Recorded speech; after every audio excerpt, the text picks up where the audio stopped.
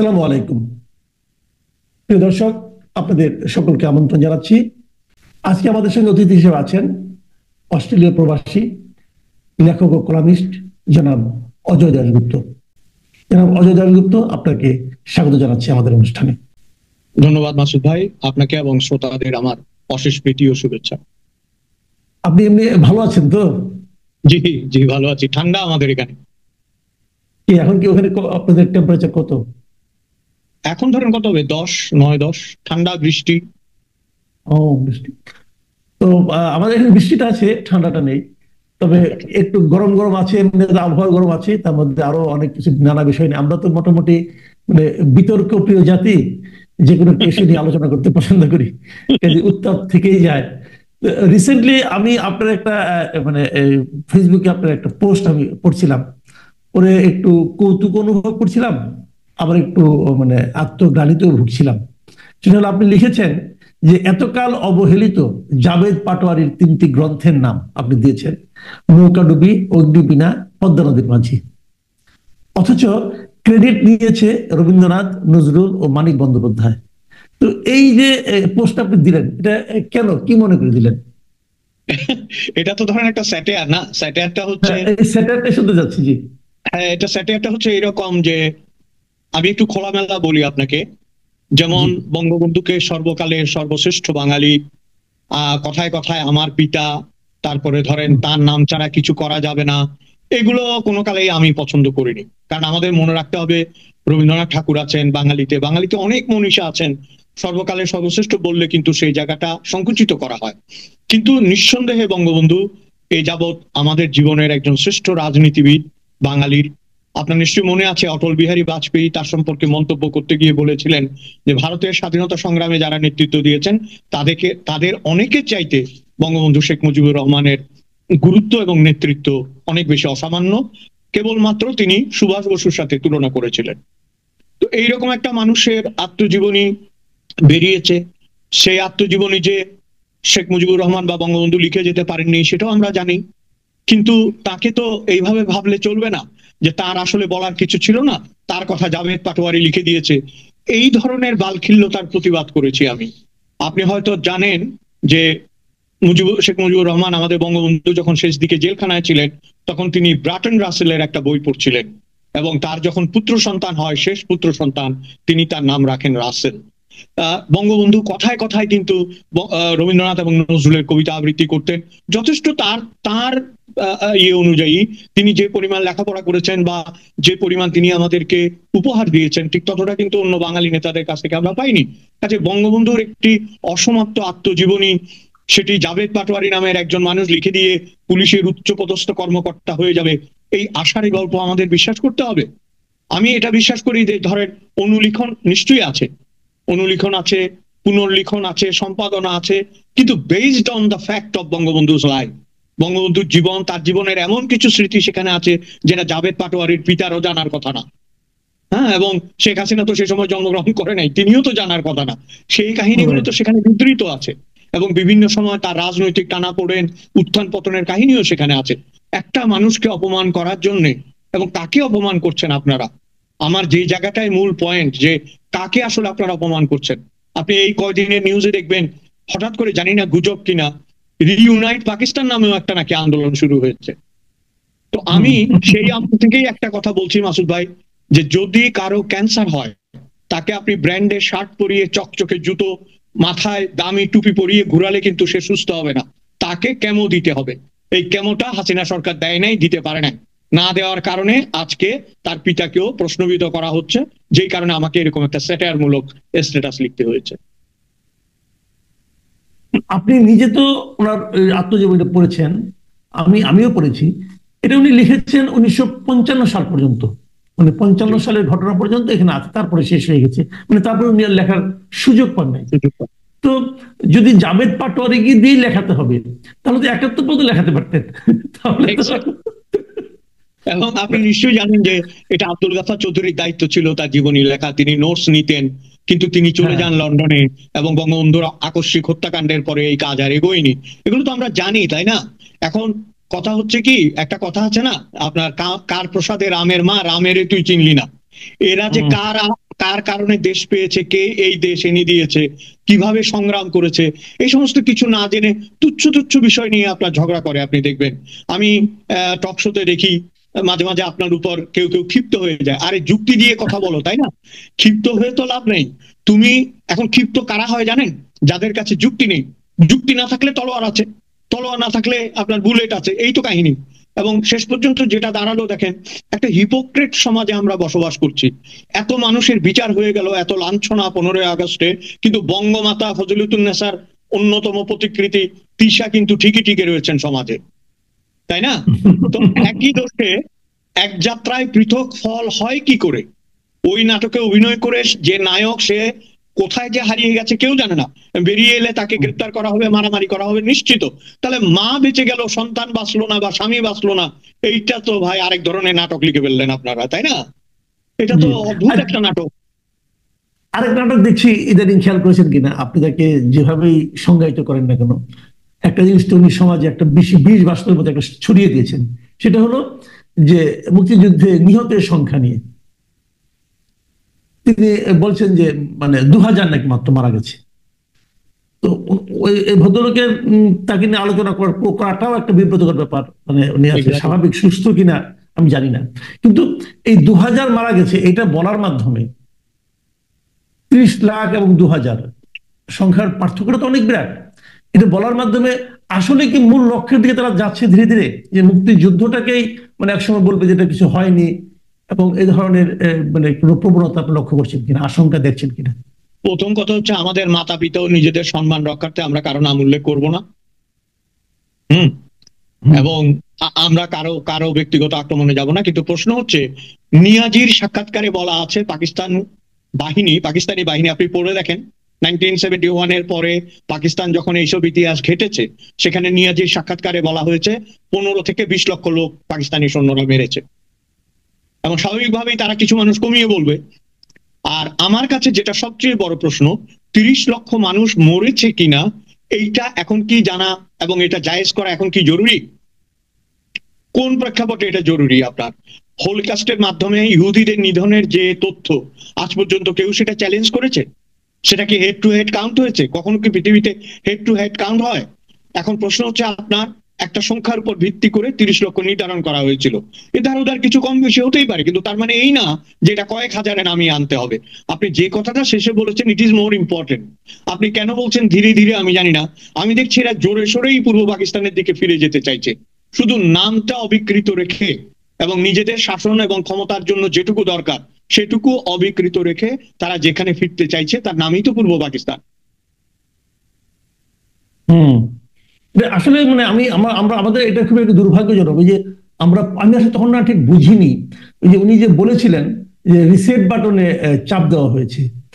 এখন এটা কি সেই রিসেট বাটনের চাপের কারণে হচ্ছে কিনা, এটা আপনার কি মনে হয়? এরকম কোনো আপনার আশঙ্কা দেখছেন? রিসেট মানেই তো আপনি পিছন দিকে চলে যাচ্ছেন, তাই না? আবার সেট করা হবে। হ্যাঁ, তো ওরা যেটা, আমার ধারণা তারা যেটা করতে চাচ্ছেন এবং প্রকাশ্যে বলছেন এখন মাঝে মাঝে, যে 47 থেকে আপনার এই 2024-এর কতই যেন 5 অগাস্ট পর্যন্ত, এর মধ্য থেকে বাকি সবগুলোকে তারা রিসেট করবে, ডিলিট করবে। এবং বহু খেলা আমার মনে হয় বাকি আছে। এখন যে জায়গাটায় আমার মনে হয় তাদের গলার কাঁটা, যেটা তারা যাকে সামলাতে পারবে না, যে দলটিকে বা যাদের জন্য তারা এখনো এই জায়গায় যেতে পারছে না, দুটো কারণ আমার মনে হয়। একটা হচ্ছে বিএনপি মাঠে আছে। আমরা যেভাবেই দেখি না কেন, বিএনপির প্রতিষ্ঠাতা একজন মুক্তিযোদ্ধা ছিলেন এবং তিনি সেক্টর কমান্ডার ছিলেন। সেটি বাদ দিলে, স্বাধীনতার ঘোষক বাদ দিলে বিএনপির হাতে আর কিছুই থাকে না। কাজে সেই জায়গাটায় একটা ধরা আছে। আর একটা ধরা হচ্ছে আপনার এই দেশ, এই পতাকা, এই গাড়ি, এই বাড়ি, এই ক্ষমতা, এটা পেতে হলে বাংলাদেশকে স্বীকার করতে হবে। এখন আপনি কিভাবে স্বীকার করবেন তার একটা একটা নমুনা আছে, তাই না? এখন ধরেন আগে যারা করেছে তারা মুক্তিযুদ্ধের নামে দেশ শাসন করেছে। মুক্তিযুদ্ধ কতটা ছিল না ছিল আমি তর্কে যাব না। মুক্তিযুদ্ধের নামে এবং 71-এর নামে দেশ শাসন করেছে। এখন এরা 71-কে অবসলিউট করে 47-এর পরে নতুন এক বাংলাদেশ নামে শাসন করতে চাইছে। আমার কাছে মনে হয় এটা একটা সুদূর প্রসারী চক্রান্ত ছিল এবং ভবিষ্যতে আরো অনেক সত্য উন্মোচিত হবে বলে আমার মনে হয়। এখন ইদানিং বাংলাদেশে আরেকটা আলোচনা হচ্ছে, সেটা হলো যদিও আমাদের প্রধান উপদেষ্টা গত 5 আগস্টের যে ভাষণ জাতির উদ্দেশ্যে, সেখানে উনি স্পষ্ট করে বলেছেন যে ফেব্রুয়ারিতে নির্বাচন হবে। এবং সেটা বলার পর, ওনার বক্তব্যের পর ওনার অফিস থেকে নির্বাচন কমিশনের কাছে চিঠিও গেছে প্রস্তুতি নেওয়ার জন্য। নির্বাচন কমিশনও জানিয়েছে এই সপ্তাহের মধ্যে তারা রোড ম্যাপ ঘোষণা করবে। সবকিছু কিন্তু স্বাভাবিক গতিতে স্বাভাবিকভাবেই চলছে, এখানে কোনো দ্বিধা থাকার কথা না। অথচ ট্র্যাজেডি হলো, আমার সঙ্গে যত মানুষের দেখা হয় রাজনীতি নিয়ে আলোচনা করতে গেলে, প্রথমে তারা আমাকে যে প্রশ্নটা করে সেটা হলো, ভাই নির্বাচন কি আসলে হবে? নির্বাচন কি ফেব্রুয়ারিতে হবে? যে এই যে অনাস্থা, এত কিছু করার পরেও, মানে এই একদম সুস্পষ্ট বক্তব্য দেওয়ার পরেও এই সরকারের প্রতি, এই সরকারের প্রধান উপদেষ্টার প্রতি, ডক্টর ইউনূসের প্রতি মানুষের এই যে আস্থাহীনতা, এটা কেন আপনার কি মনে হয়? প্রথম কথা হচ্ছে, ধরেন প্রধান উপদেষ্টা ডক্টর ইউনূস কিন্তু বিদেশে গিয়েও বলেছেন যে ফেব্রুয়ারির এত তারিখে নির্বাচন হবে, একটা কথা উনি বলেছেন, প্রকাশ্যে বলেছেন, এটা তো ঠিক। তো আমরা জি এটা জি। থেকে একটা ক্যালকুলেশন আসতে পারি যে ইলেকশন করার হয়তো একটা পরিকল্পনা সরকারের রয়েছে। এট দ্য সেম টাইম আপনি দেখবেন উপদেষ্টা মন্ডলীর লোকরাই কিন্তু বিভিন্নভাবে বিভিন্ন কথা বলে এই বিষয়টাকে গুবলেট করে দিচ্ছে। কেউ কেউ সরাসরি বলেছে যে নির্বাচন হবে না, কেউ ঘুরিয়ে ফিরিয়ে বলছে নির্বাচনের সময় হয় নাই, উপযুক্ততা হয় নাই। তো তাহলে মানুষ কেন বিশ্বাস করবে? এবং আরেকটা কথা হলো, আপনি এটা এটা তো প্রথমে জানতে হবে যে অবিশ্বাসের সূত্রটা কি। অবিশ্বাসের সূত্র হচ্ছে এদের মতো দ্বৈধতা এবং এদের ইনকনসিস্টেন্সি। এরা তো কোনো বিষয়ে আপনার অবিচল থাকতে পারছে না। এবং পরিস্থিতি বলে আপনার, আপনি যদি সত্যি যদি আপনার ফেব্রুয়ারিতে নির্বাচন হয়, বাংলাদেশের পার্সপেক্টিভ অনুযায়ী এখন থেকে তো নির্বাচনে হাওয়া বইবার কথা। আপনি কি কোথাও কোনো নির্বাচনে হাওয়া দেখছেন? এবং নির্বাচনের যে পরিবেশ প্রেক্ষাপট, যে আপনাকে তো একটা অ্যাবসলিউটলি একটা শান্তিপূর্ণ পরিবেশ থাকতে হবে নির্বাচনের জন্য। সবচেয়ে বড় কথা হচ্ছে, বাংলাদেশের অন্যতম বৃহত্তম দল আওয়ামী লীগ থাকবে কি থাকবে না নির্বাচনে, এটাই এখনো সিদ্ধান্ত নেওয়া হয় নাই। এবং আপনি বোধহয় একটা আলোচনায় বলেছিলেন, আরো অনেকে বলেছে, যে নৌকা প্রতীক বাদ দিয়ে যে দুই ইলেকশন হয় সেই ইলেকশন কতটা গ্রহণযোগ্য হবে। সমস্ত জটিলতা মিলিয়ে আমার কেন জানি মনে হচ্ছে ফেব্রুয়ারিতে ইলেকশনটা পিছিয়ে যাওয়ার প্রবল সম্ভাবনা রয়েছে। এবং এটাই আমার মনে হয় হবে, কারণ নানা ধরনের কাহিনীর উদ্ভব হবে, নানা ধরনের ড্রামা হবে। তখন দেখবেন হয়তো, আর যদি কোনো কারণে ফেব্রুয়ারিতে হয়, সেটি হবে অত্যন্ত সুপরিকল্পিত নির্বাচন নামের একটি নাটক। আপনি নির্বাচনের নাটক বলেন, আমিও সেই কথাটা বারবার বলি যে প্রধান উপদেষ্টা কিন্তু একাধিকবার বলেছেন যে উনি এমন একটা নির্বাচন দিবেন যে ইতিহাসের শ্রেষ্ঠ নির্বাচন। তা আমি কিন্তু বুঝেই পাই না, এত বিপুল সংখ্যক একটা ভোটারকে বাদ রেখে যে নির্বাচনটা আপনারা করবেন, সেই নির্বাচনটা ইতিহাসের শ্রেষ্ঠ নির্বাচন কিভাবে হবে? কারণ আমরা তো জানি নির্বাচন কিন্তু কেবল নির্বাচন কমিশনের না, সরকারের না, পলিটিক্যাল পার্টিগুলির না, নির্বাচনের প্রধান যে উপাদান সেটা হলো ভোটার। আপনি তো মিনিমাম 1.5-2 কোটি ভোটারকে এই নির্বাচনের, মানে এই নির্বাচনের মধ্যে অন্তর্ভুক্ত করছেনই না, তাহলে কেমনি করে নির্বাচনটা ইতিহাসে শ্রেষ্ঠ হবে? আমার তো মনে হয় 2 কোটির বেশি ভোটারকে বাইরে রেখে নির্বাচন করলে এটা তো এক, প্রথম কথা হচ্ছে এটা কিভাবে গ্রহণযোগ্য হবে। দ্বিতীয় কথা হচ্ছে আমরা কিন্তু শিক্ষা নিচ্ছি না। হাসিনার পতন, শেখ হাসিনার পতনের কারণই তো ছিল নির্বাচনহীনতা। নির্বাচনের নামে যে নাটক, যে প্রহসন এবং মানুষকে ভোট না দেওয়ার যে কেলেঙ্কারি, সেটার কারণেই তো পতনটা হয়েছে না, এবং দেশ ত্যাগ করতে বাধ্য হয়েছে। শেষবার যখনই আপনার ড্যামি ক্যান্ডিডেট দিয়ে ইলেকশন হলো নিজেরা নিজেরা, তখনই আমরা কিন্তু বলেছিলাম, আমি ব্যক্তিগতভাবে বলেছিলাম যে শেষ সময় এসে গেছে। কারণ একমাত্র আপনি নিজের সাথে নিজে যুদ্ধ করবেন যখন আপনার পতন এসে গেছে, আর তো কিছু নাই। এটা তো নিজের সাথে নিজের যুদ্ধ না? আপনার মনে আছে আমাদের দেশে যে একজন রাজনীতিবিদ ছিল, তোহা, মোহাম্মদ তোহা? জি জি, মোহাম্মদ তোহা রাইট। তোহাকে, বামরাতে দিল। আপনার তোহা সাহেবকে জিয়াউর রহমান আপনার সংসদে নিয়ে গেছিল, মানে জিতিয়ে এরকম প্রহসনের হ্যাঁ নির্বাচন দিয়ে। হ্যাঁ। তবে তোহা সাহেব জি নাকি একদিন গিয়ে জিয়াউর রহমানকে বলতেছে যে আমি তো বামপন্থী মানুষ, আমার ভিতর দ্বন্দ্ববাদ কাজ করে, আমি ভেঙে হ্যাঁ। দল দুটুকরা করব। তো জিয়া রহমান হেসে হেসে বলছে যে আপনার তো লোকজনই নেই, আপনি ভাঙবেন কি করে? বলে কেন, আমি দুইভাবে ভাঙবো, তোহা লাল তোহা সবুজ। বুঝছেন? এই ড্যামি মানে তো এরকম না, আওয়ামী লীগ লাল আওয়ামী লীগ সবুজ, তো লাভ লাভ হলো কি? সব মিলিয়ে লাস্টে কিন্তু আওয়ামী লীগ কালো হয়ে গেল। হ্যাঁ, এইটা তো আমরা চাই না। না, প্রহসনের নির্বাচন দিলে আবার নির্ঘাত আরেকটা জনরোষের সম্মুখীন হবে। আমি যেটা ফিল করি আপনার মানুষের জন্য, মানুষ কি যতবার দেখেন, আমি কিন্তু সিরিয়াসলি বলছি আপনাকে, যতবার 100 হাত এগোয় ততবার 101 হাত পিছোয়, আবার তাকে প্রথম থেকে এগুতে হয়। তো এটা তো একটা টায়ারিং গেম না, এটা তো একটা জাতির জন্য ক্লান্তিকর খেলা। এই খেলা খেলতে খেলতে বাংলাদেশের অর্থনীতি, সমাজনীতি, রাজনীতি এখন একেবারে মূল্যবোধের শূন্য কোঠায় পৌঁছে গেছে। এরপরে দেখেন, সবচেয়ে দুর্ভাগ্য হচ্ছে আমরা মনে করেছিলাম একজন নোবেল লরিয়েট, একজন শিক্ষিত মানুষ, তিনি নিশ্চয়ই আমাদেরকে সঠিক পথ দেখাবেন।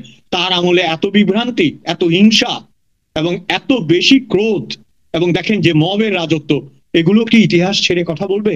এগুলো তো ইতিহাসের পাতায় লেখা হয়ে গেছে। এটা থেকে তো আপনি বেরোতে পারবেন না আপনারা। আমার তো মনে হয় না তারা আর বেরোতে পারবে এটা থেকে। যে আমি এবার শেষ প্রশ্নটা আপনি করতে যাচ্ছি, সেটা হলো এবার সম্ভবত যারা নাকি বিদেশে আমাদের নাগরিক আছেন তাদের বোধহয় ভোট দেওয়ার একটা সুবিধা এবার হতে পারে, হওয়ার সম্ভাবনা তৈরি হয়েছে, এবং যদ্দূর আমরা শুনেছি সেগুলো যে কাজ চলছে। তাহলে তো নির্বাচনের যে ঘোষণা, নির্বাচন হওয়ার যে কথাটা, এটা নিশ্চয়ই আপনারা যারা বাইরে আছেন আপনাদের মধ্যেও নিশ্চয়ই এক ধরনের প্রভাব ফেলেছে। সেটা নিয়ে কি কোনো আলোচনা হয় আপনাদের এখানে? আমার মনে হয় না, আমি শুনি নাই। তার চেয়ে বেশি আলোচনা হয় 15ই আগস্ট নিয়ে হয়েছে, এবং নানাভাবে 15ই আগস্ট উদযাপন করা হয়েছে, মানে পালন করা হয়েছে। 15ই আগস্ট আচ্ছা আচ্ছা। উদযাপনের নয়, পালন করা হয়েছে। ও, মানে বাংলাদেশে যে 15 আগস্টে যে সমস্ত নাটক হয়েছে এগুলো মানে আপনারা নিশ্চয়ই জেনেছেন, আপনাদের কি Definitely. অনুভূতি এগুলি নিয়ে? হ্যাঁ, এক্ষেত্রে একটাই উত্তর দিব আপনাকে, সেটা হচ্ছে যে এদের সবাইকে জবাব দিয়েছে একজন রিকশাওয়ালা। এর চাই লজ্জার আর কি হতে পারে? হুম। একজন শ্রমজীবী রিকশাওয়ালা মানুষ, তিনি সবাইকে ছাপিয়ে আজকে বাংলাদেশের হিরো হয়েছে আজিজুর রহমান। সারা পৃথিবীর মানুষ তাকে চিনেছে, এবং যারা বিরোধিতা করেছে তারাও ডিপলি রেসপেক্ট করেছে যে দিস ম্যান হ্যাজ কারেজ। সুতরাং এ একজন সাধারণ শ্রমজীবী মানুষ দেখিয়ে দিয়েছে যে আসলে কাউকে মুছে দেওয়া যায় না। আমি একটা জায়গায় পড়েছিলাম, কথাটা আমার খুব ভালো লেগেছে মাসুদ ভাই। বলছে জি মুছলে কি হয় জানেন? যে জিনিস যত মুছবেন সেটা তত বেশি উজ্জ্বল হয়, সেটা তত বেশি জি। পরিষ্কার হয়। কাজে মুছার খেলাটা বন্ধ করেন, মুছামুছিতে আরো পরিষ্কার হয় ইমেজ। অনেক ধন্যবাদ, অনেক ধন্যবাদ জনাব অজয় দাশগুপ্ত। প্রিয় দর্শক, আপনারা শুনলেন জনাব অজয় দাশগুপ্ত সুদূর অস্ট্রেলিয়া থেকে আমাদের দেশকে কিভাবে দেখছেন, আমাদের বর্তমানে যারা নেতৃত্ব তাদের কর্মকাণ্ডকে কিভাবে বিশ্লেষণ করছেন। আশা করি আপনারা আপনাদের নিজেদের চিন্তার সঙ্গে সেটা মিলিয়ে নিতে পারবেন। এখন এ পর্যন্তই। আল্লাহ হাফেজ।